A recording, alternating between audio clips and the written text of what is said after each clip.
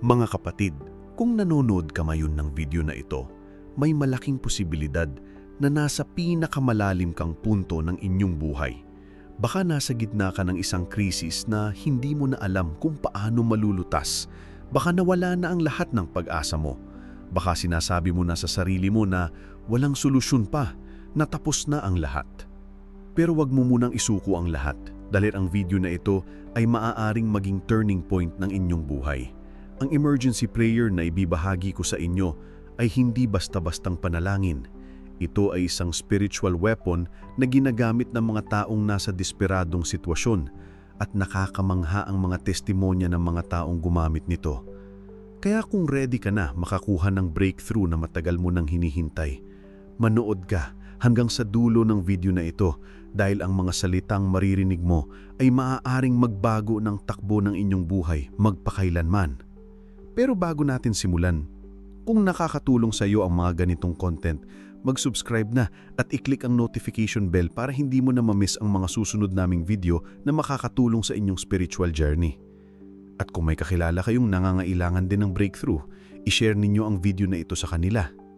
Mga kapatid, ang buhay ay puno ng mga pagsubok na minsan ay sobrang bigat na parang hindi na natin kaya. May mga panahong parang lahat ng daan ay nakasara na, lahat ng pinto ay nakapinid, at parang walang paraan para makatakas sa problemang kinakaharap natin. Sa mga ganitong pagkakataon, ang karamihan sa atin ay nawawalan ng pag-asa at nagsisimulang mag-isip ng mga negatibong bagay. Pero ang totoo mga kapatid, ang mga pinakamalalim na problema sa buhay ay nangangailangan ng pinakamalakas na solusyon. At ang solusyon na iyon ay makikita natin sa kapangyarihan ng panalangin. Ang emergency prayer na ibibahagi ko sa inyo ngayon ay hindi basta-bastang panalangin. Ito ay isang urgent cry sa Diyos na ginagamit kapag nasa life and death situation na tayo. Kapag kailangan natin ng immediate intervention mula sa itaas. Maraming mga tao ang nag-testify na dahil sa ganitong panalangin na bago ang kanilang buhay overnight. May mga taong nakaalis sa utang, may mga taong nakakuha ng trabaho sa loob ng ilang araw, may mga taong gumaling sa malubhang sakit, at may mga taong nakabalik ang kanilang mga pamilya na akala nila ay tapos na. Pero bakit ba ganun kalakas ang emergency prayer? Unang-una, dahil ito ay galing sa puso na desperado na, walang pretensions, walang pakitang tao, walang ego, puro pure na pangangailangan at pagtitiwala sa Diyos. Pangalawa, dahil ginagamit natin ito kapag wala na tayong ibang matatakbuhan kundi si Lord. At sa mga ganitong pagkakataon, nagkakaroon tayo ng kakaibang faith na nakakagaling sa mga imposible na sitwasyon. Ngayon mga kapatid, marinig ninyo ang emergency prayer na ito. Pero hindi lang kayo makinig, samahan ninyo ako sa panalangin na ito. Kung nasa pinakamahirap na sitwasyon kayo na yon, gawin ninyo ang prayer na ito ng buong puso. Huwag niyong lang marinig, gawin ninyo talaga with all your heart, soul and mind. Almighty God, Ama sa langit, narito po ako ngayon sa inyong harapan. Hindi dahil deserve ko, hindi dahil mabuti ako, kundi dahil desperado na po ako. Lord, nasa point na po ako ng buhay ko na hindi ko na alam kung saan ako pupunta, hindi ko na alam kung ano ang gagawin ko. Lahat ng mga pinto ay nakapinid na. Lahat ng mga solusyon na inisip ko ay nabigo na. Ngayon po, ikaw na lang ang pag-asa ko. Panginoon, alam kong may mga pagkakataon na nakalimutan kita. May mga pagkakataon na hindi kita priority. May mga pagkakataon na mas pinili ko pa ang mundo kaysa sa iyo. Pero ngayon po, sa pinakamahirap na sandali ng buhay ko, bumabalik ako sa iyo. Hindi dahil convenient, hindi dahil walang choice, kundi dahil naniniwala ako na ikaw lang ang makakagawa ng miracle sa buhay ko. Lord, kailangan ko ng breakthrough ngayon. Hindi bukas, hindi next week, hindi next month. Ngayon po, ang sitwasyon ko ay hindi na pwedeng maghintay pa. Kung may financial problems ako, Lord, ikaw ang source ng lahat ng yaman sa mundo. Kung may health problems ako, Lord, ikaw ang divine healer. Kung may relationship problems ako, Lord, ikaw ang nagbibigay ng peace at pagmamahal. Kung may spiritual problems ako, Lord, ikaw ang nagbibigay ng deliverance at freedom. Panginoon, Hindi ko po hihingin na alisin mo ang problema, kundi bigyan mo ako ng lakas na harapin ito. Hindi ko po hihingin na gawing easy ang buhay ko, kundi bigyan mo ako ng wisdom na makita ang way out. Hindi ko po hihingin na kontrolin mo ang lahat, kundi bigyan mo ako ng faith na magtiwala sa inyong perfect timing. Lord, naniniwala ako na walang imposible sa iyo. Naniniwala ako na ang mga bagay na hindi kaya ng tao, kaya mo. Naniniwala ako na habang may buhay, may pag-asa. Naniniwala ako na ang prayer na ito ay hindi basta-bastang salita, kundi isang powerful weapon na magbubukas ng mga pinto na nakapinid, magbabago ng mga sitwasyon na mukhang hopeless, at magdadala ng mga blessing na hindi ko pa naiisip. Panginoon, kung may mga kasalanan ako na hadlang sa mga blessings mo, patawarin mo ko ngayon. Kung may mga galit ako sa puso ko na pumipigil sa inyong grace, alisin mo po ito ngayon. Kung may mga takot ako na sumasama sa inyong plans para sa akin, palayain mo ko ngayon. Gusto kong maging clear channel ng inyong power at love. Lord, inaasahan ko na hindi lang ako ang magiging blessed sa prayer na ito, kundi pati na rin ang mga taong mahal ko sa buhay. Inaasahan ko na ang breakthrough na ito ay hindi lang para sa akin, kundi para sa buong pamilya ko. Inaasahan ko na ang miracle na ito ay magiging testimonya na makakatulong sa maraming taong nangangailangan din ng pag-asa. Panginoon, hindi ako titigil sa pag-pray hanggang hindi ko nakikita ang sagot mo. Hindi ako susuko sa pagtitiwala hanggang hindi dumarating ang breakthrough. Hindi ako mag-give up sa faith hanggang hindi ko nararanasan ang miracle. Dahil naniniwala ako na ang mga taong hindi tumitigil sa pag-pray ay hindi abandoned ng Diyos. Lord, salamat po sa breakthrough na paparating na. Salamat po sa miracle na malapit na.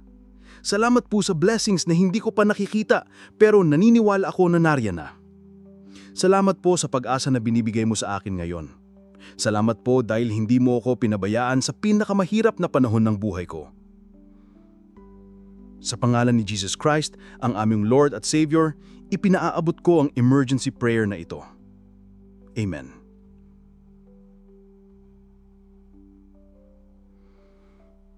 Mga kapatid, kung ginawa ninyo ang panalangin na iyon ng buong puso, naniniwala ako na may nagbago na sa spiritual realm. Hindi ninyo pa man nakikita, pero may mga bagay na nangyayari sa hindi ninyo nakikitang mundo.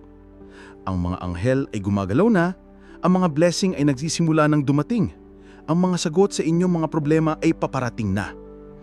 Pero tandaan ninyo mga kapatid, ang panalangin ay hindi magic na biglang magsosolve ng lahat ng problema. Ang panalangin ay isang partnership sa Diyos na nangangailangan din ng action sa aming parte. Kaya habang nagpipray kayo, mag-move din kayo. Habang naghihintay kayo ng sagot, maghanap din kayo ng opportunities. Habang umaasa kayo sa miracle, magtrabaho din kayo para sa breakthrough. Maraming tao ang nagtetestify na after nilang gawin ang emergency prayer na ito, nakakuha sila ng mga unexpected phone calls. Nakakuha sila ng mga job opportunities na hindi nila in-expect. Nakakuha sila ng mga financial blessings na hindi nila alam kung saan nanggaling. May mga taong nakapagbayad ng mga utang na akala nila ay hindi na mababayaran. May mga taong nakaahon sa depresyon na matagal na nilang dinadala. May mga taong nakabalik ang mga relationships na akala nila ay tapos na. Ang secret mga kapatid ay hindi lang sa pag-pray ng isang beses. Ang secret ay sa consistent na pag-pray, sa hindi pagsuko sa faith, sa patuloy na pagtitiwala kahit hindi pa nakikita ang sagot. Ang mga breakthroughs ay hindi laging immediate, pero laging sure kapag hindi tayo sumuko sa pag-pray. Kaya ang challenge ko sa inyo ngayon mga kapatid, gawin ninyo ang emergency prayer na ito araw-araw hanggang sa makita ninyo ang sagot. Huwag ninyo lang gawin ng isang beses at tapos na. Gawin ninyo ito every morning kapag gising kayo. Gawin ninyo ito every night bago kayo matulog. Gawin ninyo ito sa lahat ng pagkakataon na nararamdamin ninyo na kailangan ninyo ng divine intervention. At habang ginagawa ninyo ang prayer na ito, mag-expect kayo ng mga signs. Mag-expect kayo ng mga small miracles na magpapatunay na nakikinig ang Diyos. Mag-expect kayo ng mga unexpected na opportunities na bubukas. Mag-expect kayo ng mga taong darating sa buhay ninyo na magiging instrument ng inyong breakthrough. Mga kapatid, ang emergency prayer na ito ay hindi lang para sa mga malalaking problema. Pwede rin ninyong gamitin ito sa mga araw-araw na challenges. Pwede ninyong gamitin ito kapag may exams kayo, kapag may job interview kayo, kapag may importanteng decision kayo na gagawin. Pwede ninyong gamitin ito kapag may mga family problems kayo, kapag may mga health concerns kayo, kapag may mga financial difficulties kayo. Ang importante mga kapatid ay hindi kayo mag-give up sa pag-pray. Kahit mukhang walang nangyayari, patuloy kayong mag-pray. Kahit mukhang hindi kayo naririnig, patuloy kayong mag-pray. Kahit mukhang mas lumala pa ang sitwasyon, patuloy kayong mag-pray. Dahil ang mga breakthrough ay madalas na dumarating sa mga taong hindi sumuko sa pag-pray. Gusto kong mag-share sa inyo ng isang testimony na natanggap namin dito sa channel. May isang viewer na nag-message sa amin na ilang buwan na siyang walang trabaho. Wala na siyang pera, malapit na siyang ma-evict sa apartment niya. Desperado na siya at nag-isip na siya ng mga negative na bagay. Pero nakapanood siya ng isang video namin sa channel tungkol sa pangangkalan ng Diyos at ginawa niya ang emergency prayer na ito. Pero nahanap niya ang channel namin at napanood niya ang video na ito. Ginawa niya ang emergency prayer na ito araw-araw ng 3 linggo. At sa 4th week, may tumawag sa kanya na dating employer niya na nag-offer ng mas mataas na position at mas mataas na salary. Hindi lang niya na-solve ang financial problems niya, na-promote pa siya. Ito mga kapatid, ang power ng emergency prayer. Hindi ito coincidence, hindi ito luck. Ito ay divine intervention na nagaganap kapag hindi tayo sumusuko sa pag-pray. Kaya nga mga kapatid, kung nasa pinakamahirap na sitwasyon kayo ngayon, huwag kayong mag-give up. Kung parang wala ng solusyon, huwag kayong mag-give up. Kung parang lahat ng pinto ay nakapinid na, huwag kayong mag-give up. Dahil ang emergency prayer na ito ay maaaring maging key na magbubukas ng mga pinto na inakala ninyong nakapinid na para sa inyo. Pero tandaan ninyo mga kapatid, ang panalangin ay hindi lamang tungkol sa paghiling. Ang panalangin ay tungkol din sa pakikipag-ugnayan sa Diyos. Kaya habang nagpa-pray kayo, makipagtulungan din kayo sa Diyos. Habang humihingi kayo ng breakthrough, maghandog din kayo ng inyong sarili sa service niya. Habang humihingi kayo ng blessings, magbigay din kayo ng blessing sa iba. Ang mga taong naging successful sa emergency prayer ay hindi lang mga tumatanggap ng blessing, kundi mga nagbibigay din ng blessing. Hindi lang mga humihingi ng tulong, kundi mga tumutulong din sa iba.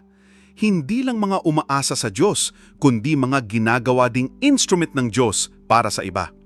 Kaya ang hamon ko sa inyong mga kapatid, habang ginagawa ninyo ang emergency prayer na ito para sa inyong sariling breakthrough, mag-pray din kayo para sa breakthrough ng iba. Habang humihingi kayo ng miracle para sa inyong family, mag-pray din kayo para sa miracle ng ibang pamilya. Habang humihingi kayo ng financial blessing, mag-pray din kayo para sa financial blessing ng mga taong mas nangangailangan pa kaysa sa inyo. Dahil ang mga taong nagpa-pray para sa iba ay mas mabilis na sagot ang prayer para sa sarili nila. Ang mga taong tumutulong sa iba na makakuha ng breakthrough ay mas mabilis na makakakuha ng sariling breakthrough. Ang mga taong nagbibigay ng pag-asa sa iba ay mas mabilis na makakuha ng pag-asa para sa sarili nila. Mga kapatid, bago natin tapusin ang video na ito, gusto ko i-remind kayo na ang emergency prayer na ito ay hindi one-time solution sa lahat ng problema ninyo. Ito ay isang powerful tool na makakatulong sa inyo sa mga desperadong sitwasyon. Pero ang tunay na solusyon sa lahat ng problema ay ang personal na relationship ninyo sa Diyos. Kaya habang ginagawa ninyo ang emergency prayer na ito, palakasin din ninyo ang regular na prayer life ninyo.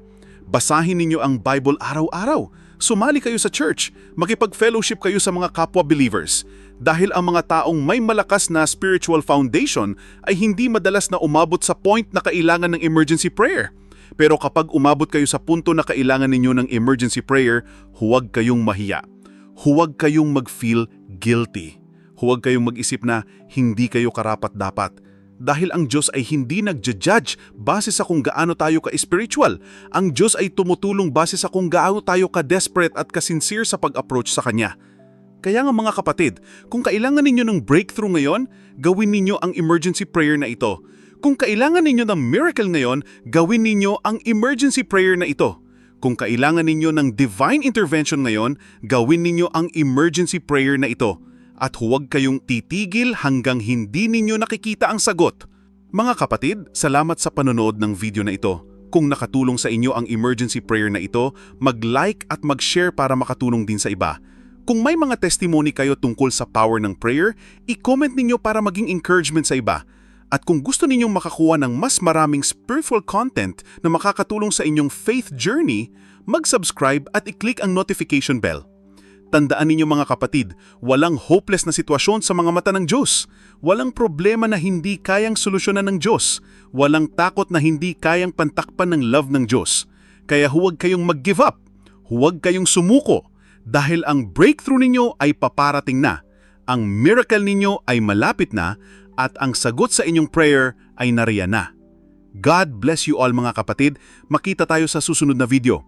At sana sa susunod na makita natin kayo, mga testimony na ninyo ang isi-share ninyo tungkol sa power ng emergency prayer na ito.